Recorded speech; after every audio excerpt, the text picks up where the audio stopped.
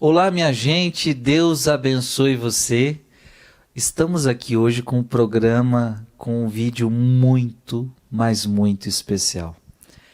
Estou aqui com o Padre Gabriel Vilaverde, que veio a São Paulo rezar comigo o Santo Rosário, veio fazer parte de uma das missões do Frei, e aí a gente aproveitou, né? Aproveitou a vinda dele para gravar algumas coisas, já fez participação em outros programas e eu decidi gravar com ele. Eu falei, padre, vamos fazer?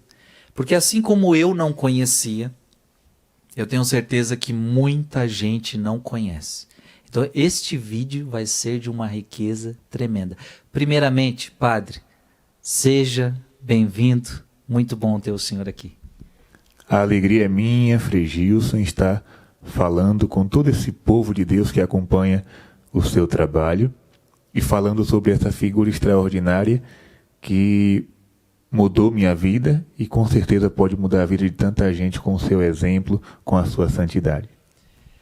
Nós iremos falar de o Padre Cícero.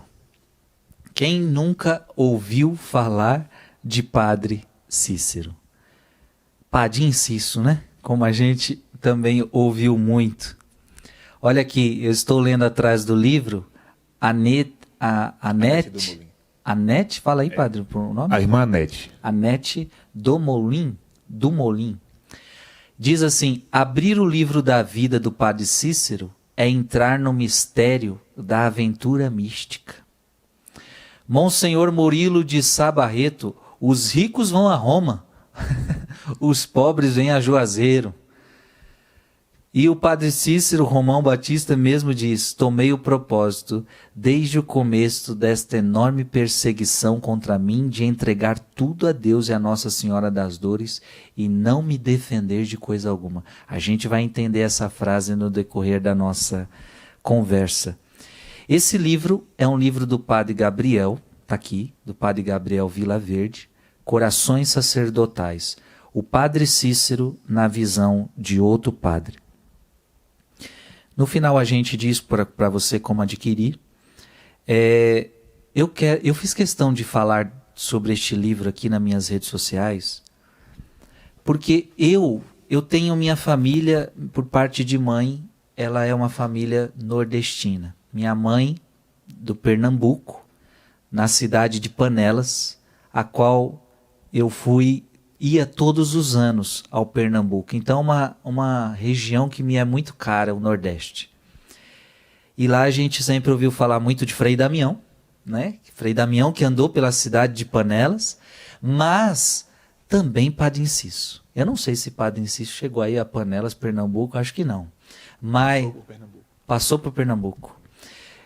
Mas você não tem como ir para o Pernambuco e não ouvir falar de Padre Inciso.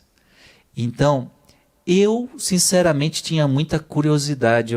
Quando eu vi que o Padre Gabriel estava escrevendo, quando o senhor postava, eu já ficava curioso. Eu falei, eu quero saber o que esse santo, o que este homem tem, né? O que é? E a gente ouvia tanta polêmica.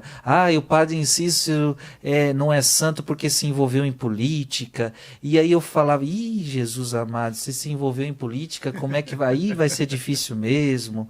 E não sei o quê. Gente, lendo esse livro aqui, e olha, é um livro tão gostoso de ler, eu li em 4 dias, de tão gostoso que é. Quando eu falo que eu leio em 4 dias, é porque é bom. É gostoso, é tipo uma história que te fascina, que você quer conhecer o que aconteceu. Vale muito a pena. Você que não conhece a história do Padre Cícero, você vai conhecer hoje muita coisa, mas com o livro você vai ter detalhes, você vai ter documentos, você vai poder aprofundar o assunto. E nós vamos conversar aqui, eu e o padre vamos fazer algo bem descontraído, bem dinâmico, bem espontâneo. Né? Eu separei aqui algumas perguntas para o padre, ele que escreveu o livro, agora ele vai ter que responder para mim e para vocês. Padre, a primeira pergunta que eu faço é, quem é Padre Cícero? Como nasceu a vocação de Padre Cícero? Então vamos lá. Vamos entrar nesta aventura, eu chamo de aventura, a vida do Padre Cícero. Uma novela, né? Que nos deixa curiosos, né? E ao mesmo tempo impressionados. O Padre Cícero nasceu, um jovem que nasceu no Crato, na cidade do Crato, hoje bem próximo de Juazeiro. E na sua infância, por ser de uma família católica, ele gostava muito de ir para a igreja rezar. Ele ia para a escola, antes de ir para a escola, parava na igreja matriz, que hoje é a Catedral de Nossa Senhora da Penha. Ali ele passava, né, tempo rezando. E numa determinada época da sua vida, ele teve contato com a vida de São Francisco de Sales. Olhe, Frei, como é importante a leitura de um bom livro. Um livro que fala de Deus, um livro que, por exemplo, né, a editora do Frei divulga Imitação de Cristo. Os livros de Santo Afonso de Ligório. Quantos santos tiveram essa mesma experiência, né? Sim. A própria Edith Stein se converteu lendo Teresa d'Ávila. Teresa d'Ávila. Né? Ou seja, a importância de um bom livro na vida de alguém. Assim como um conteúdo ruim, perverso, pode destruir uma alma, uma boa leitura, um bom conteúdo pode salvar uma alma. E lendo a vida de São Francisco de Sales, Padre Cícero, criança, fez um voto de castidade. Isso aqui, Padre Cícero para mim é extraordinário porque a vida dele começa aqui. Como é que uma criança, um rapazinho, faz voto de castidade por causa de um livro? E a partir daí surge a vocação sacerdotal. Ele é enviado para o Colégio do Padre Rolim, em Cajazeiras, na Paraíba. Só que naquele tempo houve uma epidemia, né? Como hoje nós estamos vivendo essa pandemia do coronavírus, houve uma epidemia de cólera. E o pai do Padre Cícero morreu, vítima desta doença. Ele teve que parar os estudos e voltar para casa e assumir o papel do pai. Porque só tinha ele de filho homem, ficou a mãe viúva com 2 filhas. Ele voltou para casa, deixou os estudos para cuidar da mãe e das irmãs. Assumir as responsabilidades do pai. Veja que no caminho dos homens de Deus sempre tem as dificuldades. Só que um certo dia ele estava dormindo na rede. É muito comum a rede lá no Ceará, né? Como cama, para dormir. E ele teve um sonho com o pai. Neste sonho o pai dizia: Cícero, não abandone os teus livros, porque Deus dará o jeito. E aí ele continuou estudando. E o padrinho do Padre Cícero o enviou para Fortaleza, para o seminário da Prainha. Cícero pôde continuar a sua missão, dar seguimento à sua vocação sacerdotal. O seminário da Prainha, ele fez todos os estudos, né? E voltou, foi ordenado sacerdote em Fortaleza, e voltou para o Crato montado no lombo de um animal. 1 mês na estrada, imagine agora. Foi ordenado padre e foi celebrar sua primeira missa 1 mês depois. Nossa. Porque no caminho, né, a viagem cansativa no lombo de um animal até chegar no Crato. Veja como a força de vontade do sacerdote. Olha aí que bênção. Conhecemos um pouco então de como nasceu a vocação de Padre Cícero. Que lindo, hein? Desde pequeno quis ser casto. Mostra que a vocação era a vocação mesmo, né? Para o sacerdócio. Lembrando que o voto de castidade faz parte da essência do sacerdócio. Não é alguma coisa mínima, não. Faz parte da essência do padre. E aí, como é que o padre chegou a Juazeiro? Juazeiro, naquela época, era um povoado chamado Tabuleiro Grande. Era um povoado que pertencia ao Crato. Ali existia uma capelinha, em honra de Nossa Senhora das Dores, e um padre, de vez em quando, ia lá celebrar uma missa. O povo não tinha uma pastoral, o povo não tinha um pastor morando naquele lugar. E o Padre Cícero, no Crato, recebeu o convite de celebrar a missa de Natal no Tabuleiro Grande. Ele foi com muita alegria. Naquele dia, foi uma festa para o povo. O povo ficou tão encantado com aquele jovem padre, o povo ficou tão surpreendido com aquela pregação, com aquela piedade, que reuniu-se um grupo de leigos e disseram assim: Padre Cícero, venha morar aqui no Juazeiro. Lá. Por que Juazeiro? Porque lá existiam alguns pés de Juá que dava sombra para os viajantes, né? Então venha morar aqui no Juazeiro. Padre Cícero não tinha intenção de morar ali. Não. Nós temos documentos que mostram qual era a sua vontade. Sua vontade era ser professor, né? Sua vontade era ficar numa cidade maior, né, para poder fazer. Mas o convite daquele povo sensibilizou o Padre Cícero. E ele pediu autorização ao bispo da época, Dom Antônio, e o bispo permitiu. Quando ele foi para o Juazeiro, ele... Mas lembrando, Juazeiro daquela época, não que é hoje. Não, de jeito nenhum. Um povoadozinho, né? 50 casas, mais ou menos. Um lugar bem pobre. Como São João Maria Vianney, no caminho de Aço, né? Deus sempre faz as maiores obras nos menores lugares. Só para o povo entender, como é que está o Juazeiro hoje? A Juazeiro hoje é uma grande cidade. Quem pensar que Juazeiro é uma cidadezinha... Não. Juazeiro é uma cidade que cresceu por causa de Padre Cícero. Ela vive do nome de Padre Cícero. E hoje nós encontramos por lá shopping, aeroporto. Eita, então é uma cidade grande. Olha isso, grande. Gente, shopping, só em falar que tem shopping, aeroporto.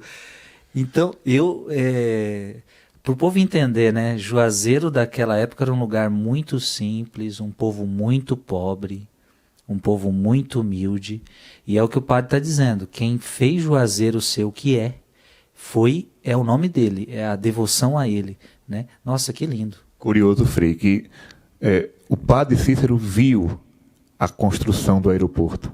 Nossa. Né? Em 1933, né, ele já via a construção do um lugar de pouso, né, para aviões. E ele foi marcar o lugar que seria o aeroporto, um lugar bem distante do centro, bem distante, na época. E aí disseram, mas Padre Cícero, aqui está muito longe. Ele disse, não se preocupe não, que a cidade vai passar disso aqui. Nossa. A cidade vai ser muito maior. E de fato se cumpriu o que ele dizia. Hoje a cidade de Juazeiro é imensa, ultrapassou os limites. Padre, ele se tornou padre e foi para Juazeiro então. E o que era a vida de padre dele? O que ele fazia como padre? Qual era o trabalho? Numa região tão simples, com um povo tão simples, o que era ser padre? Como ele vivia o seu sacerdócio? Qual era a sua vida pastoral? Padre Cícero já dava sinais de uma vida santa naquela época, no início da sua pastoral. Por quê? A pastoral do Padre Cícero era diferente. Né? Era diferente. Naquela época, as pessoas só poderiam comungar em jejum. Então, o que é que ele fazia? Passava a madrugada atendendo confissões, para poder celebrar a missa depois que todo mundo se confessasse, ali pela manhã, e logo após a missa todo mundo fosse para casa tomar café. Né? Então, o povo percebia nele essa diferença. Ele visitava todas as casas do povoado. Ele tinha um particular interesse pelos moradores. Ele acabou com os sambas, porque lá era um lugar onde acontecia muito samba, cachaçada, e essas rodas de samba terminavam em briga, em prostituição. Então, o que acontecia? O povo que se reunia para fazer isso deixava um espião, né? E geralmente uma criança, e ficava, não é, observando. Quando o Padre Cícero se aproximava, ele gritava, lá vem seu padre. Aí todo mundo corria. Porque se Padre Cícero chegasse na hora de surpresa, com um cajado, ele saía descendo o cajado em todo mundo. Né?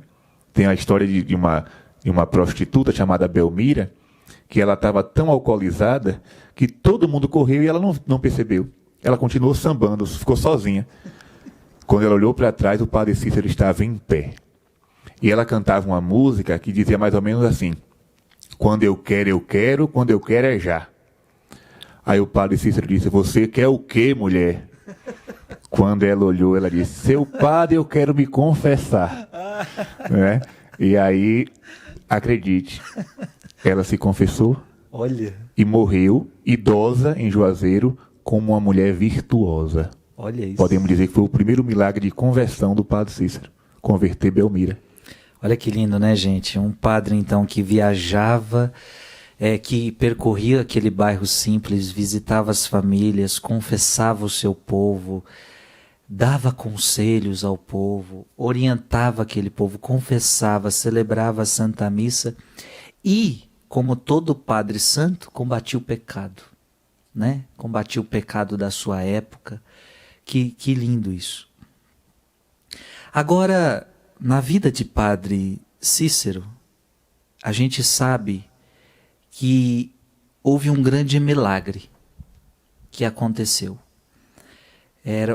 Parece que era uma hóstia que se transformava em sangue. Talvez você nem saiba disso, mas veja que este ponto é crucial para você entender toda a vida de padre Cícero. Conte para nós, padre, a história do milagre da hóstia. Vamos lá. Aí começa o Calvário de padre Cícero, né? Olha aí, gente, um milagre que na verdade vai se transformar no Calvário. Uma fase de sofrimento que perdurou até a morte. Por causa desse suposto milagre, digamos assim, né? Porque é uma divergência entre os que defendem o milagre e os que, né, acusam. Mas antes de chegar no milagre, Frei, eu gostaria de falar um ponto também importante da vida do padre Cícero. Ele, como eu falava, ele tinha sonhos, e esses sonhos eram proféticos, digamos assim. Certa vez ele terminou de confessar o povo e foi para uma escola, a escola do professor Simeão, sentou na cadeira do professor, se debruçou na mesa e dormiu. Naquele cochilo, ele teve um outro sonho que foi o marco divisor na vida do padre Cícero. Ele viu Jesus Cristo entrando naquela sala, acompanhado dos 12 apóstolos. E Jesus Cristo, ao se aproximar da mesa, ele ficou atrás do padre Cícero, em pé. Jesus começa a fazer uma queixa, né? Ele dizia mais ou menos assim. Eu vou ler o texto rapidinho, né? Na íntegra. Está aqui no livro do Frei, para a gente entender o que foi que Jesus disse ao padre Cícero no sonho. Ele disse assim: tenho empregado todos os meios para salvar o mundo. Meu sangue, entretanto, vai ficando inútil para a maior parte, porque os homens não querem saber da verdade. Tentei agora um supremo esforço da minha misericórdia, a devoção universal que traz o nome do meu coração. Se o mundo desdenhar esse novo apelo de meu amor, eu destruirei o mundo. Então aqui nós temos uma queixa de Jesus, né? Jesus vai dizendo o quê? Os homens não querem mais saber da verdade. Eu me esforço tanto para salvar a humanidade, mas o povo não quer saber do meu amor. Isso é uma queixa que Jesus faz a Santa Faustina, a Santa Gertrudes, a Santa Margarida Lacoque. É a mesma queixa. Os homens não querem saber do meu amor. São Francisco, o amor não é amado. E aí, quando Jesus termina de fazer essa queixa, entra uma multidão de famintos naquela mesma sala. Agora não são os apóstolos, é uma procissão de retirantes, pessoas famintas, empoeiradas, descalças. E Jesus diz assim: Cícero, você está vendo aquele povo? Tome conta dessa gente e fique aqui cuidando da sua salvação. Cícero acorda, vê naquele sonho uma profecia e obedece a ordem de Jesus até o fim. Ele ficou em Juazeiro cuidando do povo até a morte. E por isso sofreu tanto. Por obediência a Deus sofreu tanto, né? Então vamos entrar agora na história do milagre. Existia no Juazeiro o apostolado da oração. E fazia parte do apostolado uma jovem chamada Maria de Araújo.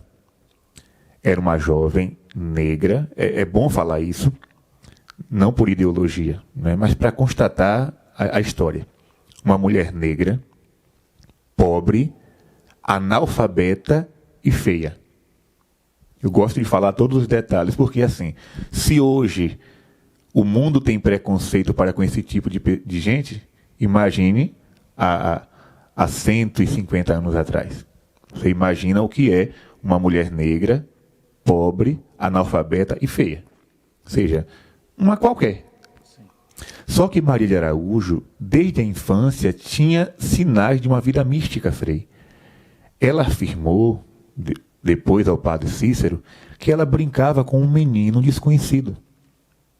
E esse menino ensinava ela a se confessar, esse menino ensinava a receber a comunhão, e depois ele se apresentou como um menino Jesus. Ou seja, isso aqui é coisa que a gente vê na vida de Santa Teresinha, né? De Teresa d'Ávila. Ou seja, Padre Pio, né? O menino Jesus conversava com aquela jovem, assim ela afirmava, e o menino dizia: vai chegar aqui um padre que só vai cuidar da salvação das almas. Era o padre Cícero. Quando o padre Cícero chegou em Juazeiro, ele percebeu que Maria de Araújo era diferente. Chegou a conversar com o bispo, mas o bispo disse: tenha cautela, como a igreja sempre faz, e tem que fazer, né? Para não se enganar. O bispo disse: tenha cuidado, observe tudo, mas guarde o silêncio. O padre Cícero obedeceu, como sempre. Só que esses sinais de vida mística foram avançando.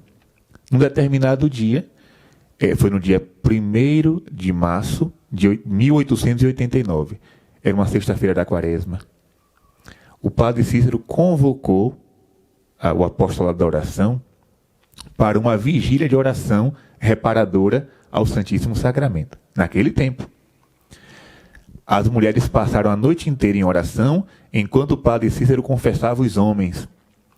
Quando deu ali por volta de 5 horas da manhã, padre Cícero viu que as mulheres estavam cansadas. E ele disse assim: eu vou dar a comunhão para que elas possam ir para casa tomar café. Olha a misericórdia, né? Aqui é um sinal de misericórdia. Eu não vou simplesmente cumprir o ritual. Não, porque o ritual diz assim, vamos fazer. Não, eu vou dar a comunhão para que elas possam ir para casa tomar café. A misericórdia com a fraqueza humana. E na hora que ele foi dar a comunhão, que ele deu a comunhão a Maria de Araújo, claro, se eu dou a comunhão para uma pessoa aqui, logo eu vou dar para outra pessoa, né? Eu vou passando. A beata entrou em êxtase. Entrou em êxtase, e quando ela voltou do êxtase, ela percebeu que tinha um gosto estranho na boca. Quando ela foi ver, caiu um pouco de sangue na mão.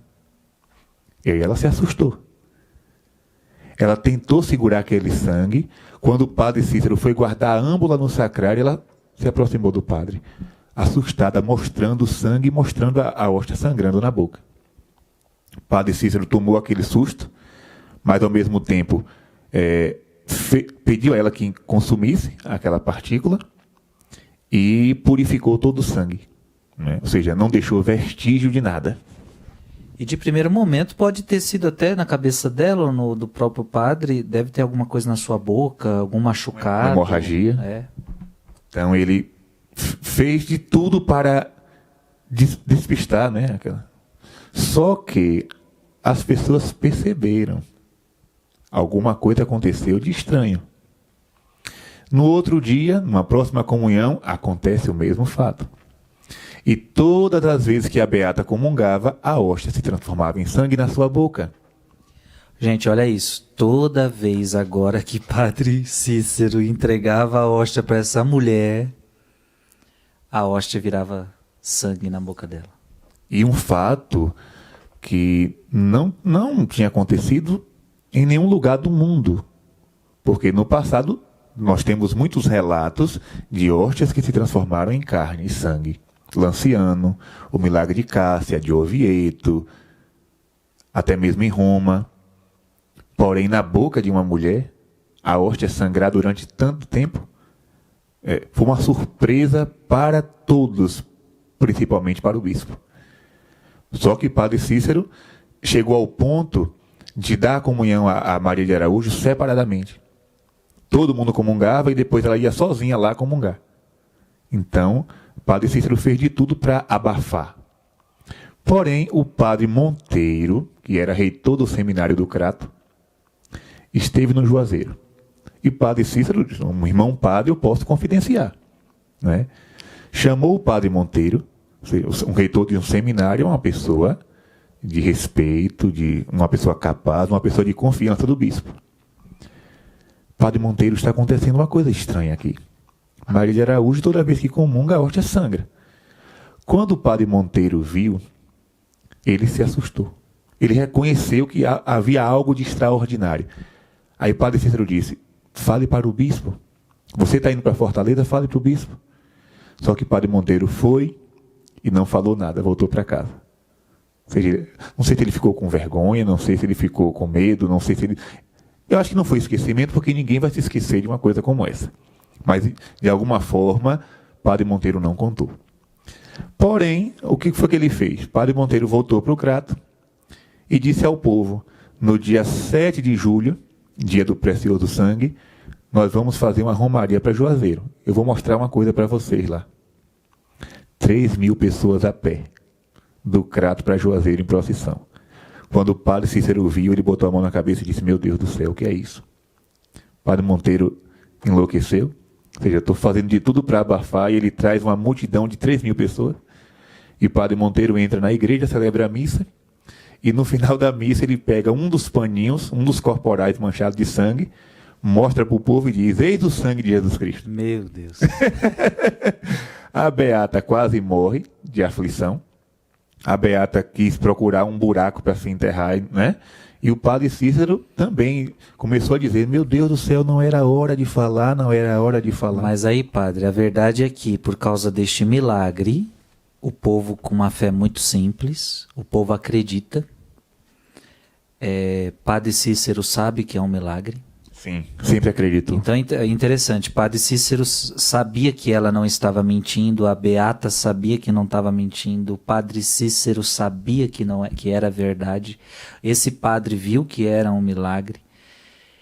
E aquele povo simples, imagina isso, numa cidadezinha pequena, todo mundo começou a acreditar e começou a falar do milagre, começou a ter gente querendo ver o milagre, e o padre tentando, esconder para não gerar tumulto, não gerar coisas.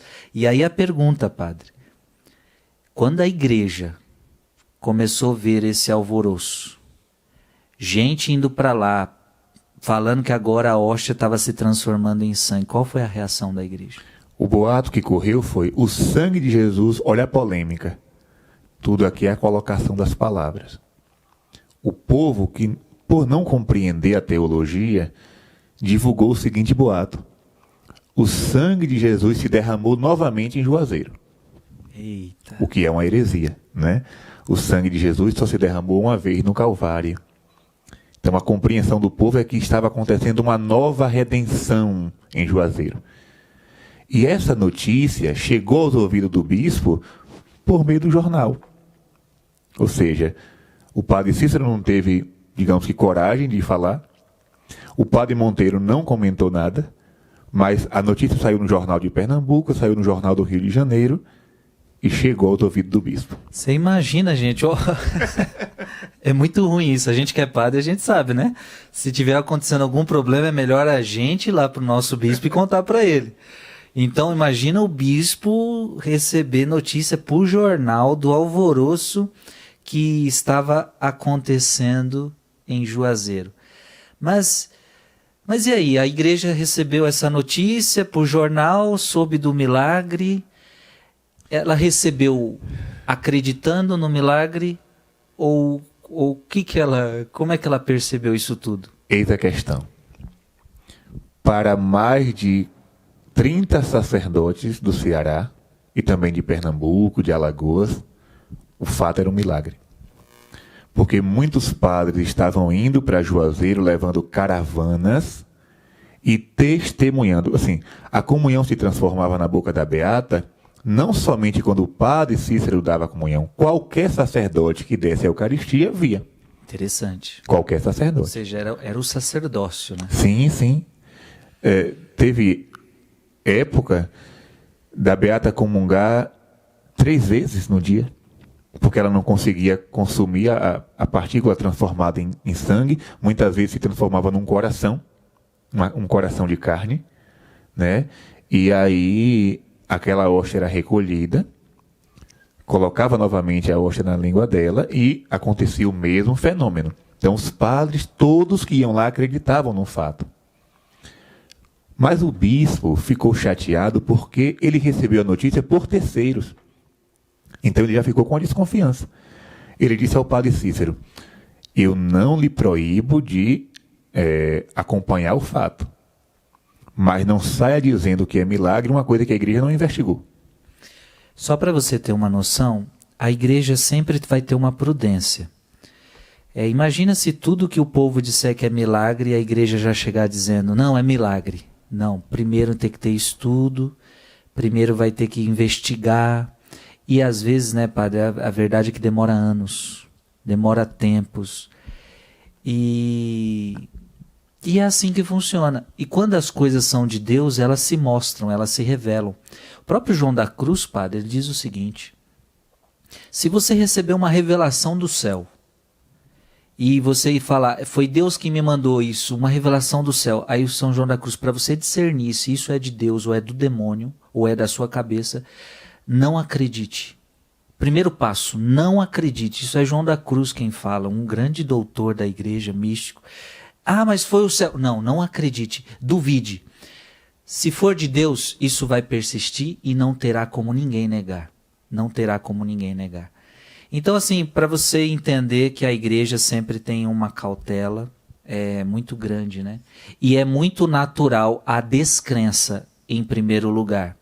Aconteceu, por exemplo, com a Virgem de Guadalupe, a igreja teve dificuldade. Fátima, Lourdes, Lanciano. Meu Deus, a gente pode colocar tantas coisas. O bispo não acreditou em Guadalupe, aí precisou ter um milagre na frente dele para ele reconhecer, né?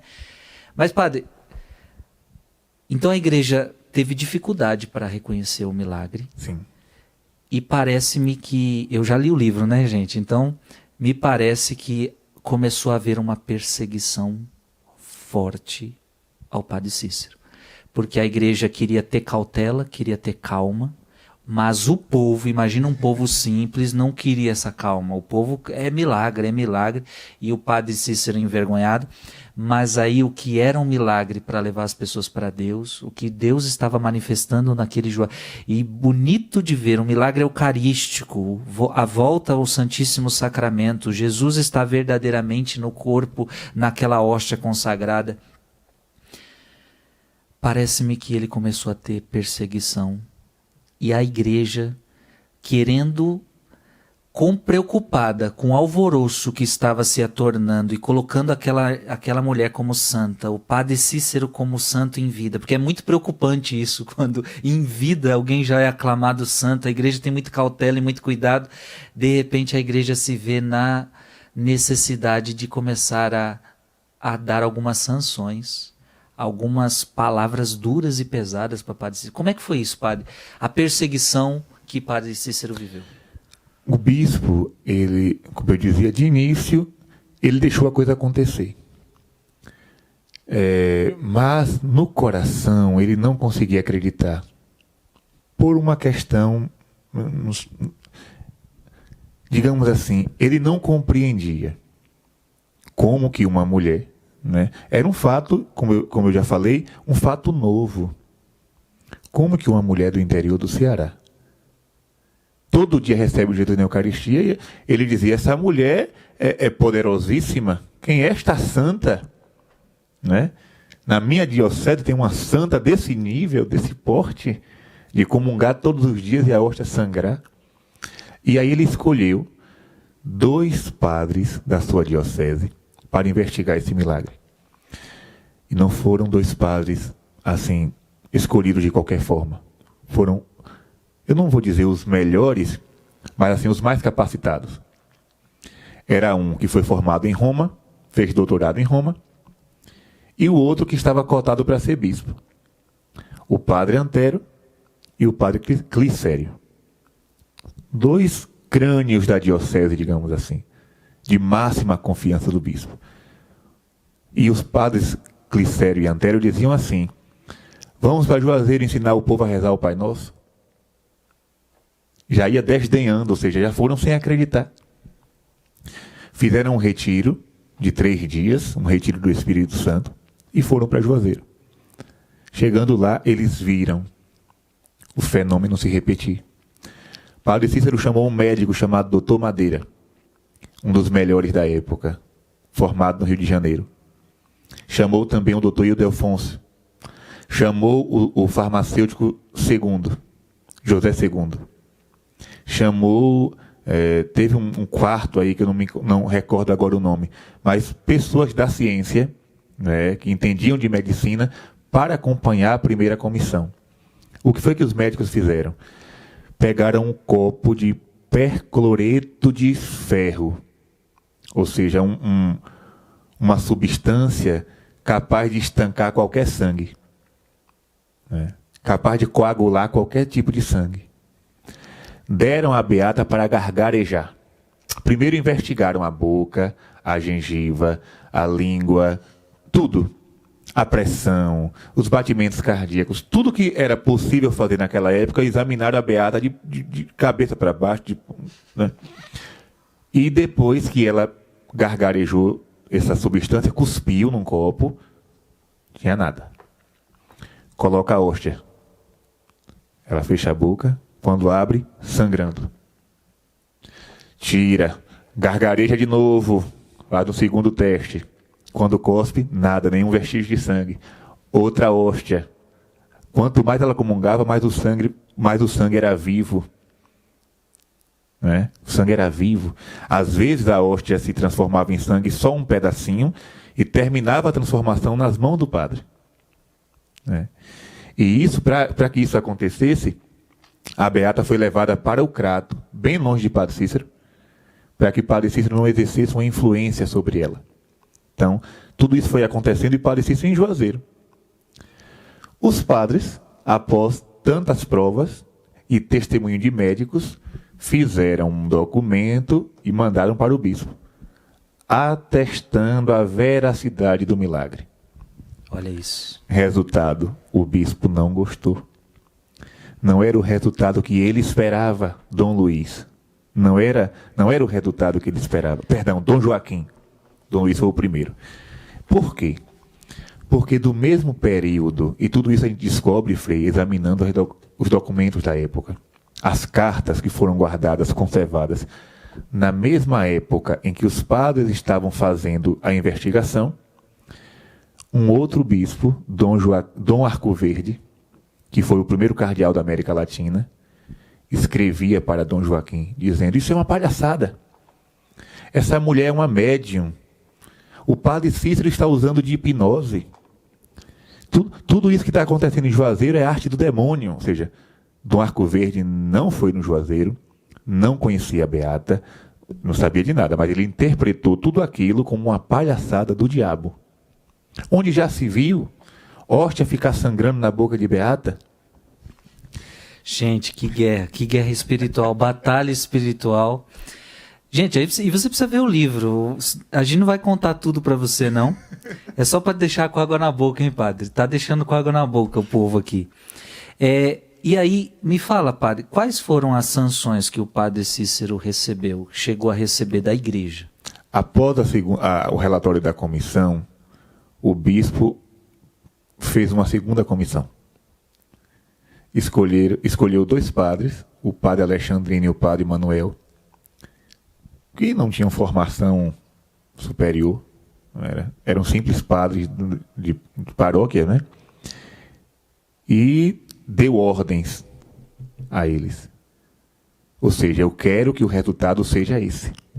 Os padres foram para trazer um resultado que fosse favorável ao bispo.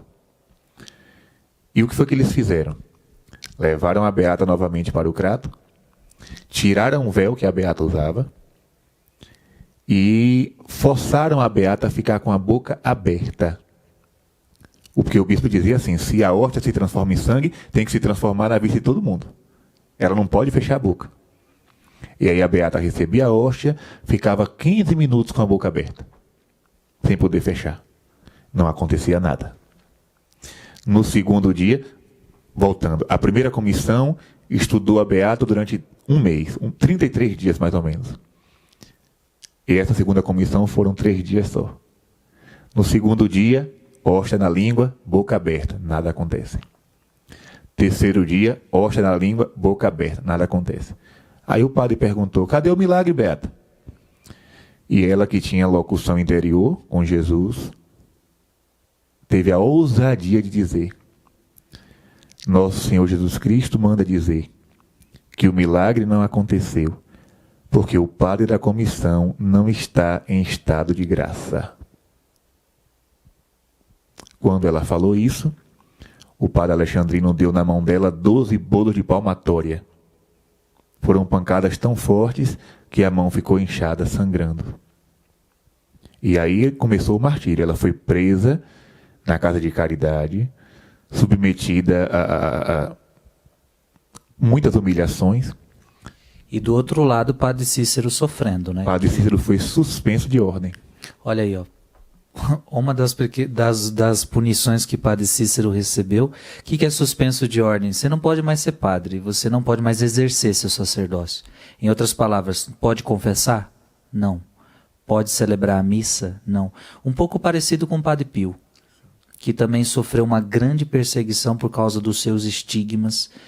E veja, a gente tem que dizer isso, da própria igreja que não tinha dificuldade em acreditar. Padre Cícero foi fazer o que em Roma? Padre Cícero foi a Roma no desespero. Porque, assim, além de ser suspenso de ordem, ele recebeu, assim, o processo foi enviado para o Vaticano. E o Vaticano, examinando o primeiro e o segundo processo, disse que tudo aquilo tinha que ser condenado, né? A beata tinha que ser enclausurada, tudo aquilo que foi escrito sobre Juazeiro tinha que ser queimado, e o padre Cícero tinha que sair de Juazeiro com ameaça de excomunhão. Gente, olha o sofrimento deste homem, Jesus amado. Eu fico imaginando eu lá. Imagina nós, padre, dar uma hóstia para uma mulher, a mulher começa a sangrar. Que culpa eu tenho disso? E de repente, porque eu acredito nisso. E detalhe, falavam para padre Cícero negar. E ele não negava. Ele falava, olha, desculpa, eu não posso negar. Eu posso não ficar divulgando. Isso eu posso e tenho me esforçado para não fazer. Agora, negar o que eu vi, isso eu não posso fazer. E aí as coisas iam piorando, né?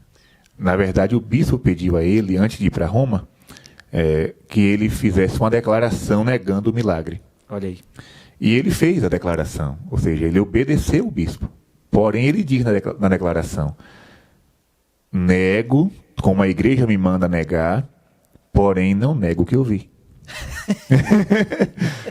E o bispo chegou a mandar outra carta para ele. Foram muitas cartas. Eu tive que ler. Eu tenho um documento lá, um dossiê de 800 páginas. Meu Deus. Com todas essas cartas, eu tive que ler todo para chegar nesse livro. O bispo chega a dizer: coloque a culpa na beata. Nossa. Diga que a culpa é dela e você vai ficar livre de toda e qualquer punição. E ele responde para o bispo: eu não vou botar a culpa numa inocente. Me perdoe, senhor bispo, mas eu sei que a beata é inocente, eu sei que ela não tem culpa, eu não sei se a igreja vai reconhecer ou não como um milagre, mas seja lá o que for, não foi culpa dela. Que sofrimento. O padre, então ele não pôde mais exercer seu sacerdócio? Teve que sair de Juazeiro, foi morar em Salgueiro, Pernambuco. Olha isso, né? Foi para Salgueiro, Pernambuco. Foi para Salgueiro, porque ele não podia ficar em Juazeiro. E Roma chancelou isso. Continua assim, você não pode exercer seu sacerdócio. Não pode exercer o ministério e tem que sair de Juazeiro. Porque assim, os jornais da época diziam que era tanta romaria em Juazeiro na época, que numa celebração da Semana Santa, tinha tanta gente que o povo não podia se ajoelhar. Nossa. A multidão era tão grande que o povo não podia se ajoelhar porque não tinha espaço, era todo mundo colado. Era milhares de romeiros todos os dias naquele lugar, querendo ver o milagre do sangue precioso, como se dizia. Então ele foi para Salgueiro, montado no jegue. Quando chegou em Salgueiro, nova perseguição. Disseram que Padre Cícero estava reunindo um grupo de seguidores para se unir a Antônio Conselheiro em Canudos, na Bahia. Estava na época da Guerra de Canudos. Ou seja, Padre Cícero levou fama de revolucionário. E aí o bispo de Olinda e Recife, como o bispo do Ceará, novas punições. Né? Ou seja, ele está refugiado em Salgueiro, mas continua sendo caluniado e perseguido. Meu Deus do céu. É um dos santos incompreendidos, né? Sim, sim. Aliás, por isso você vai entendendo por que ele não é santo, por que eu tinha essa dúvida, né? Aí eu fui entendendo com essa história. E veja, gente, a gente está resumindo, já estamos acabando aqui, porque é muita coisa. Agora, uma curiosidade, por que Padre Inciso? Pronto. Padre Cícero, rapidinho fez, só para não, né? Padre Cícero de Salgueiro vai para Recife, de Recife pega o barco, vai para Roma, pede perdão ao Tribunal da Inquisição, o Tribunal absolve Padre Cícero, ele volta para Juazeiro com a permissão de celebrar a missa. Ah, ele volta a celebrar a missa com a permissão de Roma, isso é a igreja tirou as punições.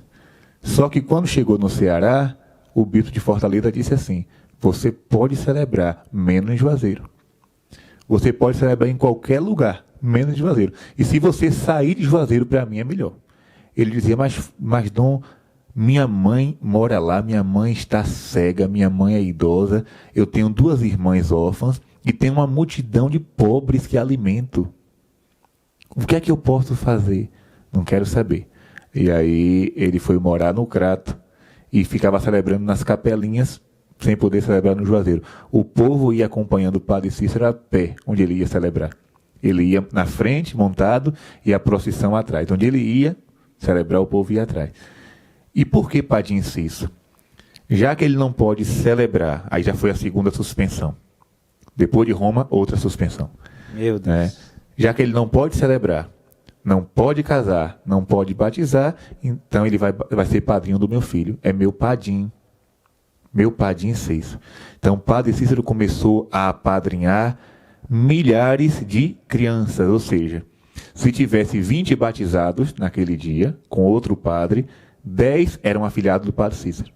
Olha isso, gente, que interessante. Imagina para um padre não poder celebrar a missa, para um padre não poder atender confissão, não fazer o que ele amava fazer, né?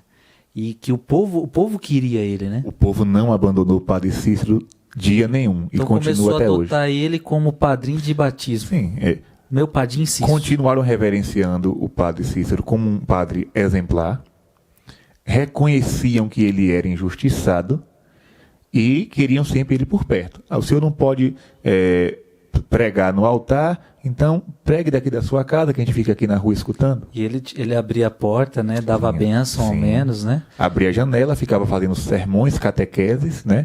É muito conhecido os discursos de Padre Cícero. Quem matou, não mate mais. Quem roubou, não roube mais. Olha que lindo. Quem estiver amancebado, se case. Né? Quem mentiu, não minta mais. Quem bebeu, deixe de beber. Aí tem um autor que critica Padre Cícero, né? E diz assim, era uma ladainha, ele não tinha sabedoria, não tinha conhecimento, ficava com aquela ladainha de quem matou, não mate mais. Mas aí eu questiono. É errado para um padre... Era o que mais existia lá também na época. Era o que mais existia na época. Sim. É errado para um padre pregar os 10 mandamentos? Porque o que ele estava pregando era os 10 mandamentos. Né? E para você que não sabe, lá o que o povo gostava de matar. Sim, muita briga, né, entre coronéis. Então ele pregava o que era na época, né, o que estava ali. Vamos entrar em outro assunto espinhoso, mas já encerrando... E aí tem outro espinho na vida do padre, porque parece que ele entrou na política ou não entrou na política? Que negócio é esse? O que foi que aconteceu? Após o milagre, Juazeiro se tornou um grande povoado. As ruas cresciam assim numa velocidade assustadora. Um lugar que só tinha 50 casas passou a ter 15 mil habitantes em pouco tempo. E aí começou todo um esforço para transformar Juazeiro em cidade, em se desvincular do Crato. E para que isso acontecesse, houve a colaboração de duas pessoas. O doutor Floro Bartolomeu, que era um baiano que foi morar em Juazeiro, um homem muito astucioso, muito inteligente, muito sagaz, e o padre Peixoto, que também era político. Padre Peixoto e doutor Floro fizeram campanhas e mais campanhas para emancipar Juazeiro. Só que quando Juazeiro foi emancipada, houve uma disputa. Quem vai ser o primeiro prefeito? Se fosse Padre Peixoto, daria confusão, porque ele era muito polêmico. Se fosse Dr. Floro, também daria confusão, porque ele também era polêmico. E aí ficou aquela disputa, quem vai, quem vai. Padre Cícero pensou assim: se o povo está aqui por causa de mim, eu vou precisar tomar as rédeas. Porque imagine se eu colocar a direção de uma cidade que eu construí nas mãos de uma pessoa errada. Então, já que eu não posso ser padre, eu vou ser o primeiro prefeito. Eu vou cuidar do povo de uma outra forma, né? E aí ele assumiu o governo da cidade. E parece que ele assume na condição de que ele viu que daria guerra, daria briga, daria morte. Sim, Isso aqui é importante você entender, porque eu fiquei me questionando, mas por que entrar na política? A gente sabe que isso não é bom. Mas me parece que ele entendeu que se ele não entrasse ia dar morte. Ali naquela região do Cariri, existiam muitos coronéis que brigavam entre si. E cada um tinha seus capangas. A primeira coisa que Padre Cícero fez como prefeito foi o famoso, conhecido Pacto dos Coronéis. Olha que legal. O que foi que ele fez? Ele reuniu todos os coronéis da região na casa dele e fez com que todos assinassem um selo, um pacto. Pacto de paz. Ou seja, a partir de hoje, ninguém invade mais terreno de ninguém, ninguém pode brigar com ninguém. Ou seja, a partir de hoje é paz no Cariri. Ou seja, Padre Cícero foi um homem pacífico. Ele entrou na política para serenar os ânimos, para acalmar as tempestades. E o que seria a guerra contra o Juazeiro? A guerra contra Juazeiro, porque, como eu dizia, depois do milagre, o calvário de Padre Cícero foi um calvário até a morte. Então, o Franco Rabelo, ele via no Padre Cícero um adversário. Um homem poderoso, um homem conhecido, um homem que arrebanhava multidões. Então ele dizia o quê? Precisamos acabar com esse homem. Herodes querendo perseguir o menino Jesus, né? Nasceu o rei, então vamos tirar o rei do caminho. E ele enviou uma tropa de soldados para destruir Juazeiro. Essa tropa, quando o Padre Cícero soube disso, ele mandou uma carta para Franco Rabelo, dizendo: eu sou um sacerdote, eu sou um homem de paz, não sou de guerra. Por que você quer me matar? Por que você quer ameaçar meu povo? Que medo? Qual é o medo que eu posso causar? Eu sou sacerdote, ele repete, eu sou sacerdote católico. Tem um telegrama, eu tenho uma cópia desse telegrama. E aí, mas Franco Rabelo não quer saber de nada. E parece que atacou mesmo, né? Sim. Atacou e tiveram que ter a legítima defesa, né? Padre Cícero, quando soube que a tropa estava se aproximando, trazendo canhões. Gente, ó, pra você entender o buraco que esse padre estava. Um padre que vivia num lugar de guerra. Um Nordeste ali pegando fogo, né? E o padre... E aí que a gente entende o porquê que ele entrou na política, meio que para apaziguar os ânimos, para tentar acalmar aquilo tudo. Ele não era a favor da morte, ele não era a favor da... Não, ele pregava totalmente o contrário, né? E aí, quando ele soube disso, ele reuniu todo o povo e disse assim... Antes, o Floro Bartolomeu, ele procurou um senhor que era um ex-cangaceiro de Lampião, mas que estava morando ali por perto, e disse assim: o que é que nós vamos fazer? E esse rapaz disse: olha, vocês devem fazer o seguinte: cavem um valado em torno da cidade, levantem uma grande parede de terra em torno da cidade de Juazeiro, e coloquem no meio dessas paredes, né, um cano, e naquele cano vocês vão ficar por trás com as armas. Quando os soldados se aproximarem, vocês vão atirar, eles não vão saber de onde a bala vem e eles não vão conseguir entrar em Juazeiro. E aí foram dizer a Padre Cícero reuniu toda a multidão e disse: minha gente, Amanhã, de madrugada, todo mundo aqui, com pá, com enxada, com foice, com copo, com balde, com tudo. Precisamos cavar o valado da Mãe de Deus. Ele dizia assim. Vamos cavar o valado da Mãe de Deus. Nossa Senhora das Dores vai nos proteger. E aí pronto. De criança a idoso, em 6 dias, cavaram todo o muro em torno de Juazeiro. Fizeram aquela parede alta de terra, né?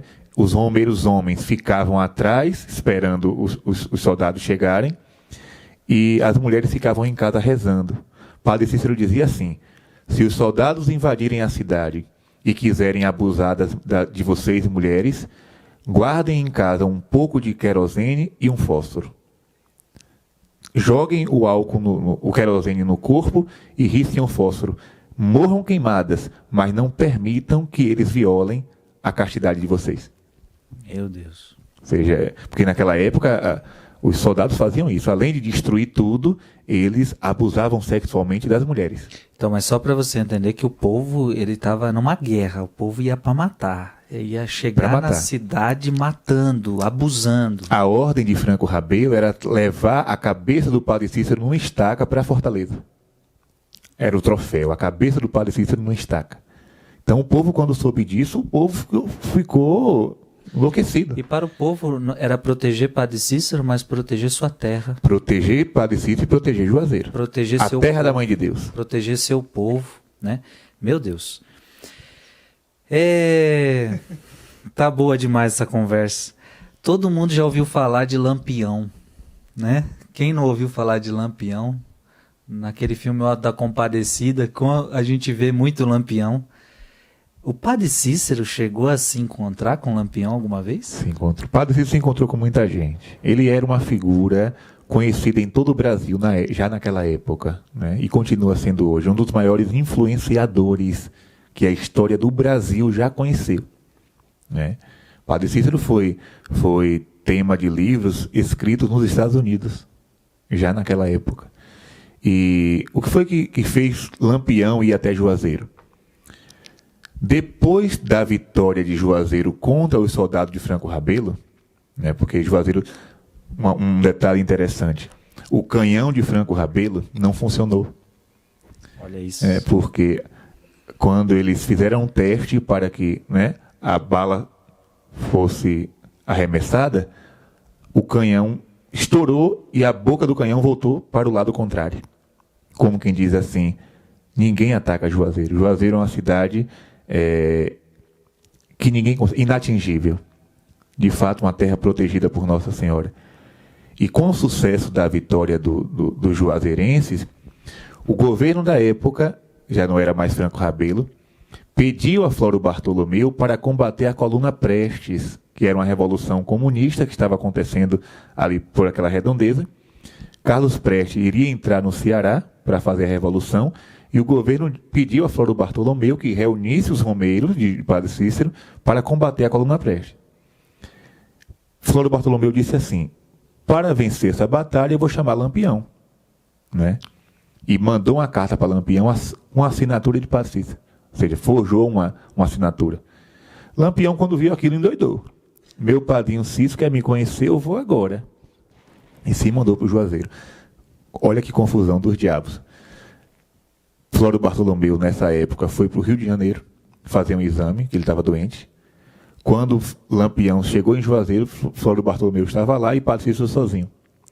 Quando o Padre Cícero estava em casa, sem saber de nada, a beata mocinha entra pela porta dentro. Meu padrinho, Lampião está no Juazeiro. E agora, o que é que a gente faz? Aí o Padre Cícero, se acalmem. Quando foi por volta das 10 horas da noite, a cidade já dormindo, né, todo mundo dormindo, Padre Cícero foi a pé até o encontro de Lampião. Lampião, você veio fazer o que aqui? Não, meu padrinho, me disseram que o senhor me chamou para dar uma patente de capitão. Não, não lhe chamei, não. Eu quero que você saia daqui dentro de 3 dias. Sim, e as pessoas diziam, Padre Cícero, vamos aproveitar para prender Lampião. Ele disse, não, eu não vou prender ninguém, eu não sou polícia. Eu estou aqui para salvar, para converter. E aí foi até Lampião, deu a ele um rosário e disse, Lampião, deixe a vida do cangaço. venha morar aqui no Juazeiro, que eu vou lhe proteger. Abandone essa vida. Quem mata os irmãos não tem o perdão de Deus. Lampião ouviu tudo aquilo, mas disse a Padre Cícero: Padre, meu padrinho, eu faço, mas a patente de capitão que me prometeram eu quero. E aí Padre Cícero botou a mão na cabeça, chamou um rapaz que morava lá, o Shoa, que era ministro da Agricultura, e disse: resolva esse problema. Não me meta nisso não.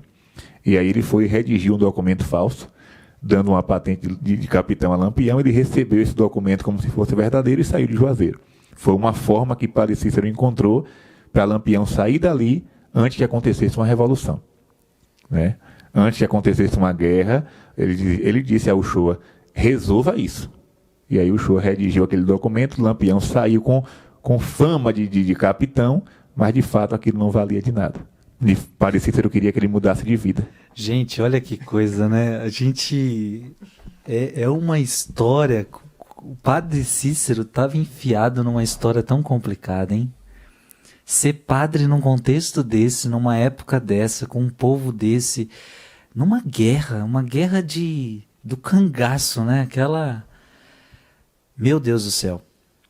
Eu creio que está te deixando aí com água na boca para você conhecer o livro. O livro está bem explicadinho. E nós terminamos esse vídeo que foi tão rico, tão abençoado, de tanto conhecimento. E aí e a morte de Padre Cícero? Quantos anos ele morreu? Morreu com 90 anos. Nossa. 90 anos em 20 de julho de 1934. E o curioso, as pessoas dizem: Padre Cícero foi excomungado. Morreu excomungado. Atenção. A história não é bem assim. Quando aconteceu a Revolução do Juazeiro, a notícia chegou em Roma. Um padre no sertão do Ceará, no sertão do Brasil, está promovendo uma guerra, derramando sangue. E a notícia de Roma foi uma carta de excomunhão. Nessa época já existia a Diocese do Crato, Dom Quintino foi o primeiro bispo. E quando a carta de excomunhão chegou nas mãos de Dom Quintino, para ser aplicada, Dom Quintino guardou na gaveta. Engavetou. Porque ele sabia que Padre Cícero não era culpado. Ele sentiu um peso na consciência. Veio a ordem de Roma. Mas ele disse: eu não posso excomungar o Padre Cícero. Primeiro que eu vou causar um inferno aqui. O povo vai se revoltar.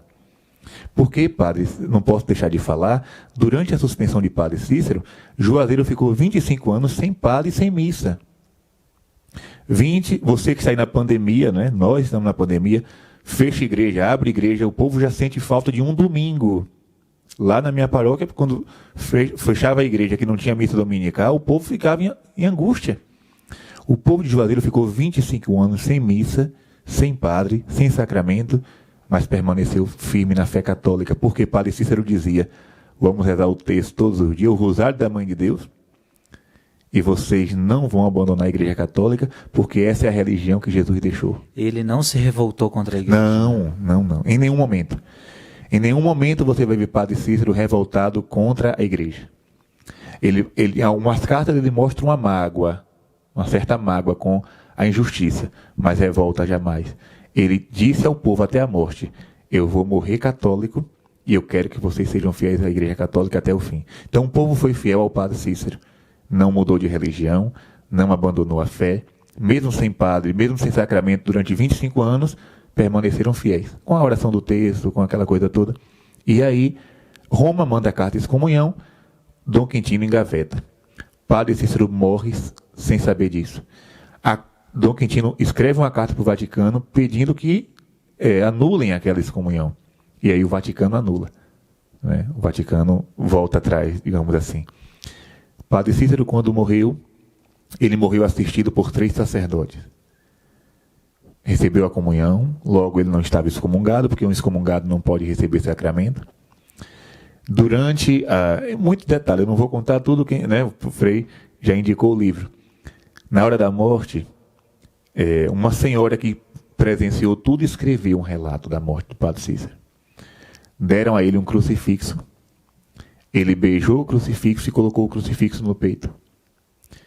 E pegaram na mão dele e traçaram 3 cruzes sobre Juazeiro, a última bênção que ele deu.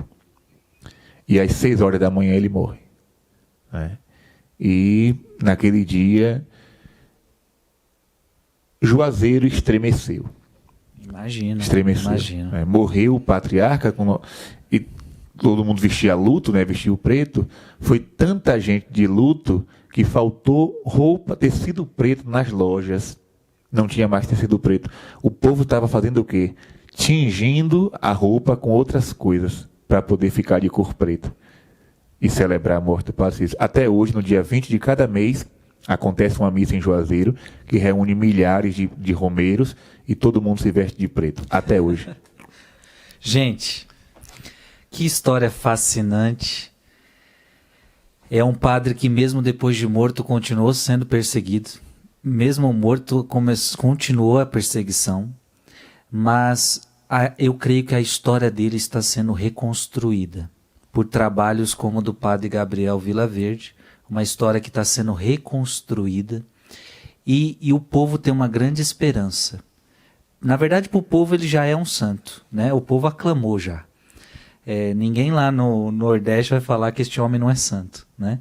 Mas é com muita ânsia que o povo espera, o dia que a igreja possa aclamar Padre Cícero.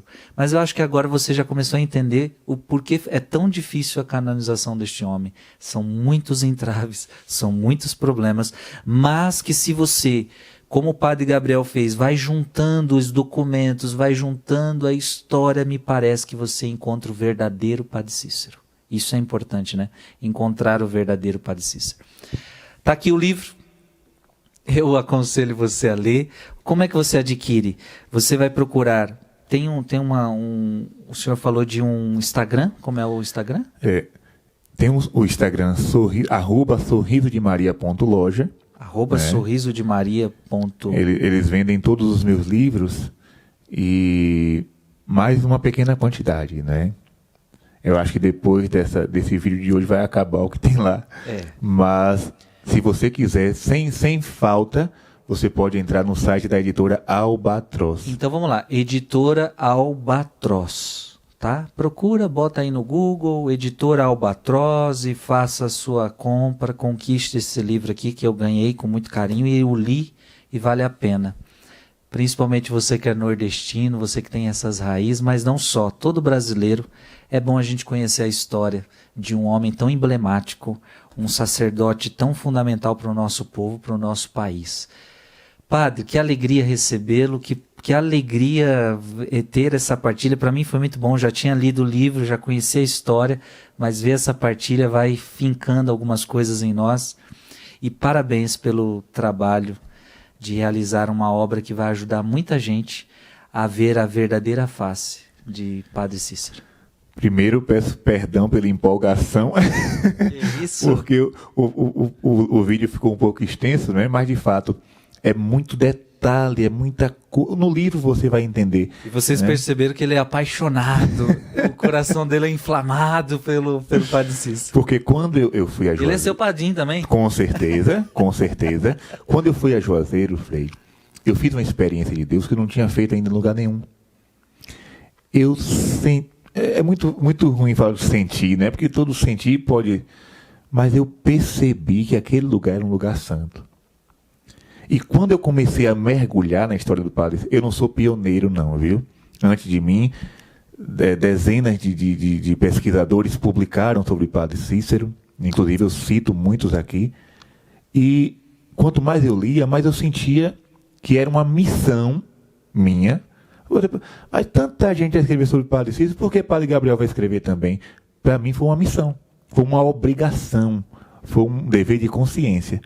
Porque se eu estivesse no lugar de Padre Cícero, como padre, sofrendo tudo isso, eu não queria que alguém me defendesse, então eu tomei a defesa de Padre Cícero por conhecer a sua verdadeira história, e não tenho medo de dizer em lugar nenhum que Padre Cícero é sim um homem santo e que merece, né, ser reconhecido. Então, o livro é fruto de uma missão. Eu me apaixonei pela história dele, vou a Juazeiro todos os anos e espero que você também faça essa experiência. Quem vai a Juazeiro faz uma experiência de Deus. Tudo lá fala de fé, fala de oração, fala de Padre Cícero. E aí você entende a frase que eu disse no início. Padre Cícero, tomei o propósito, desde o começo desta enorme perseguição contra mim, de entregar tudo a Deus e a Nossa Senhora das Dores e não me defender de coisa alguma. Meu Deus, é um santinho mesmo. Ele não se defende, mas tem quem defenda. Eu e tantos milhares de devotos. Padre, eu tenho certeza que o povo conheceu muita coisa, aprofundou muita coisa, tirou muita dúvida e riu bastante também, né? Teve momentos que a gente deu para rir com a história.